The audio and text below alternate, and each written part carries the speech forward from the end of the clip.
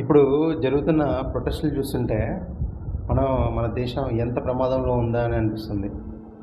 మన future generation ఎంత ప్రమాదంలో ఉంది అని భయమేస్తుంది. అంటే మన దేశంలో 55% 55% 30 ఏళ్ల లోపు పిల్లలే. అంటే జెన్‌జీ, జెన్ ఆల్ఫా ఏవైతే చెప్తున్నామో ఆ వయసులో ఉన్న పిల్లలే 55%. అంటే దేశ జనాభాలో సగం కంటే ఎక్కువ వీళ్ళే ఉన్నారు. ఇప్పుడు జరుగుతున్న విషయాలు చూసి వాళ్ళు ఏం నేర్చుకోవాలి? చాలా ఈజీ కదా గవర్నమెంట్ తప్పు అని చెప్పడం. మాబ్ మెంటాలిటీ అంటే ఒక 100 మంది ఒక చోట గుంపుగా ఉంటే అది చూసి 1000 మంది అరే ఇదేదో నిజమే అని అనుకుంటున్నారు. కానీ అందులో నిజానిజాలు ఎంతున్నాయి లోతుగా ఆలోచించే వాళ్ళు చాలా తక్కువ మంది ఉన్నారు. ఎస్పెషల్లీ ఎవరైతే టీనేజర్స్ ఉంటారో వాళ్ళ నుంచి మనం ఇది ఎక్కువ ఎక్స్పెక్ట్ చేయలేము. వాళ్ళది చాలా ప్యూర్గా ఉంటుంది, మైండ్ చాలా ప్యూర్గా ఉంటుంది. మీరు దాంట్లో వాటర్ పోస్తే వాటర్ షేప్ ఎలా తీసుకుంటుందో మనం ఏం వాళ్ళ మైండ్లో పోస్తాం అనే దాన్ని బట్టి వాళ్ళ మైండ్ కూడా షేప్ తీసుకుంటుంది. మనం వాళ్ళకి ఏం ఎక్స్పోజ్ చేస్తున్నాము? యువతకి మంచి అనేది ఎక్స్పోజ్ చేస్తున్నామా?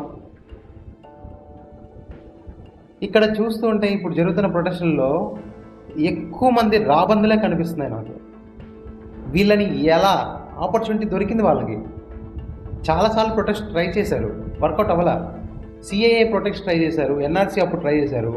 అప్పుడు ఒక సామాజిక వర్గం మాత్రమే, ఒక కమ్యూనిటీ మాత్రమే వాళ్ళకి కలిసి వచ్చింది.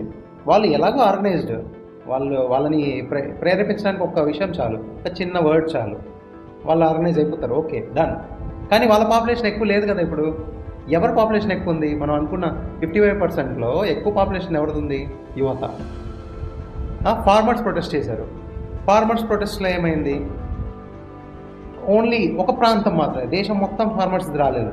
ఒక 2-3 ప్రాంతాలకు సంబంధించిన ఫార్మర్స్ మాత్రం రాగలిగారు, వచ్చారు. దాన్ని కూడా ఖలిస్తాన్ ఉద్యమదారులు దాన్ని కూడా హైజాక్ చేశారు. అది అలా అయింది, అది వర్కౌట్ అవ్వాల. తర్వాత ఎస్ఐఆర్లో ఓట్ చోర్ అన్నారు, అది వర్కౌట్ అవ్వాల. నీట్ పేపర్ లీకేజ్, దాని గురించి కూడా ప్రయత్నించారు, స్టార్టింగ్లో వర్కౌట్ అవ్వాలా. మన సిజేఐ గారు, చీఫ్ జస్టిస్ ఆఫ్ ఇండియా, ఆయన కాక్రోచ్ అనే పదం చెప్పారు. ఓకే, అంటే ఈ ఫేక్ యాక్టివిస్టులు ఉంటారు చూసారా, యాక్టివిజం చేసేవాళ్ళు, వాళ్ళ గురించి కాక్రోచెస్ అని చెప్పారు. దాన్ని అది ఫ్లేరప్ అయిపోయింది. అంటే ఈ రోజున్న ఇన్స్టాగ్రామ్ ప్రపంచంలో ట్రెండింగ్గా ఉన్న విషయాలు చాలా వైల్డ్ ఫైర్ లాగా స్ప్రెడ్ అయిపోతాయి. అలా కాక్రోచ్ అనేది ఫ్లేరప్ అయింది. దాని నుంచి కాక్రోచ్ జనతా పార్టీ వచ్చింది. అది ఓన్లీ ఆన్లైన్ మూమెంట్ లాగే ఉంటుందా అనుకుంటే ఆఫ్లైన్కి రూపుదాల్చింది. ఆఫ్లైన్ రూపుదాల్చడంతో ఓకే, అది ప్రొటెస్ట్ హంగర్ స్ట్రైక్ అన్నారు, హంగర్ స్ట్రైక్ లాగే ఉంటుందా అంటే లేదు. చాలామందికి తెలిసింది ఇది అలా ఉండదు అని. వాళ్ళ ఉద్దేశము అన్రెస్ట్ క్రియేట్ చేయడమే దేశంలో. సో దానికోసమే దేవుడి నుంచి వాళ్ళు పనిచేస్తున్నారు. అక్కడ వచ్చిన వాళ్ళని చూడండి, వాళ్ళు మాట్లాడినది ఏంటి, వాళ్ళ అజెండా ఏంటి, ప్రతి ఒక్కటి వాళ్ళు anti Hindu, anti country, article 370 మళ్ళీ తీసుకురావాలి, రాముని ద్వేషించడం. ప్రేమానంద్ మహారాజ్ అంటే ఎవరైతే మీకు సొసైటీలో మంచి చెప్పే వాళ్ళు ఉంటారో వాళ్ళని బ్యాడ్ చేసేస్తారు ఫస్ట్. అంటే నీకు మంచి చెప్పే వాళ్ళు ఉండరు, ఇంకా వీళ్ళు ఏ చెప్తే ఇంకా అదే మంచి.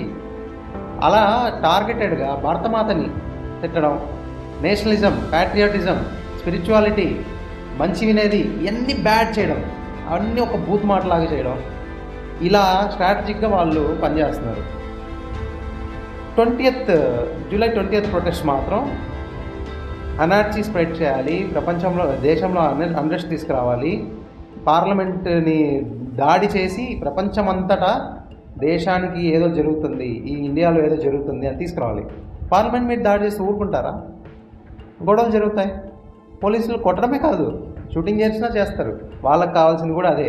కానీ దాంట్లో బకరా అయ్యేది ఎవరు? అభిజిత్ దిక్కే అవుతాడా? ప్రకాష్ రాజ్ అవుతాడా? వీళ్ళెవ్వరూ బకరా అవ్వరు. మిమ్మల్ని పావులాగా వాడుకొని మిమ్మల్ని బకరా చేస్తారు, మిమ్మల్ని బలి చేస్తారు. జరుగుతుంది అదే. చాలామంది పిల్లల గురించి ఆలోచించే వాళ్ళు, జెన్యూన్గా పిల్లల గురించి ఆలోచించే వాళ్ళు కూడా నాకు తెలుసు. నేను ఇన్స్టాగ్రామ్లో కొంతమంది ఫాలో అవుతున్నాను. వాళ్ళు కూడా ఈ ప్రొటెస్ట్ని, సోనం వాంగ్చుక్ని వీళ్ళందరినీ చూసి అరేరే ప్రభుత్వం నొక్కేస్తుందే గొంతుకల్ని అని అనుకుంటున్నారు. ఎంత దూరం వెళ్తున్నారంటే మోదీజీని జనరల్ డయర్తో పోలుస్తున్నారు. ఎంత తప్పది? జనరల్ డయర్తో పోలుస్తారా? నీట్ ఎగ్జామినేషన్లో గవర్నమెంట్ చేయాల్సిన చర్యలు చేస్తుంది. నెక్స్ట్ ఇయర్ నుంచి దాన్ని కంప్యూటరైజ్ చేయాలని కూడా ప్లాన్లో ఉంది. ఇంకా మీకు సాటిస్ఫై అవ్వకపోతే మాట్లాడండి, గవర్నమెంట్తో వెళ్ళి కూర్చొని మాట్లాడండి, ప్రపోజల్స్ పెట్టండి.